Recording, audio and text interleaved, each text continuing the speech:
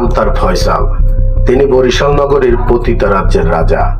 দীর্ঘ বছরের পতিতা ব্যবসায় সফল ব্যবসায়ী তিনি। একে একে গড়েছেন দুটি হোটেল, হোটেল নসিব ও হোটেল পপুলার, যেখানে জমজমাটভাবে চলছিল পতিতা ব্যবসা।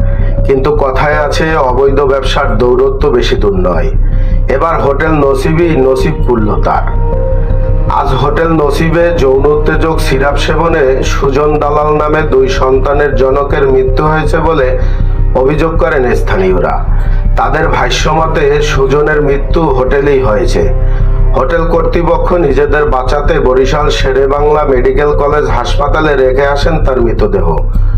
ঘটনা জানাজানি হলে বরিশাল শেরি বাংলা মেডিকেল কলেজ হাসপাতাল থেকে ওই যুবকের লাশ উদ্ধার করে পুলিশ।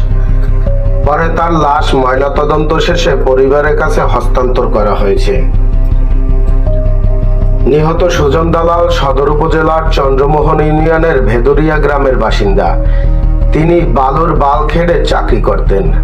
বিষয়টি নিশ্চিত করে কোতোয়ালি থানার অফিসার ইনচার্জ আল মামুনুল ইসলাম জানান, প্রাথমিকভাবে ধারণা করা হচ্ছে আবাসিক হোটেলে নারীর সাথে সময় কাটাতে তিনি উত্তেজক সিরাপ সেবন করেছিলেন, যার কারণে তার মৃত্যু হয়েছে। তবে ময়না তদন্তের রিপোর্ট না পাওয়া পর্যন্ত বিস্তারিত বলা যাবে না। এ ঘটনায় পরিবারের পক্ষ থেকে মামলা দায়েরের প্রস্তুতি চলছে। বরিশাল শের-ই বাংলা মেডিকেল কলেজ হাসপাতালের কর্তব্যরত চিকিৎসক জানান, হাসপাতালে আনার আগেই ওই যুবকের মৃত্যু হয়েছে। ময়না তদন্তের রিপোর্ট পেলে মৃত্যুর প্রকৃত রহস্য জানা যাবে। ফয়সালের এতদিনের সাম্রাজ্য এবার কি ধ্বংস হবে? তাকে কি আইনের আওতায় আনা হবে? এমন প্রশ্ন জনসাধারণের।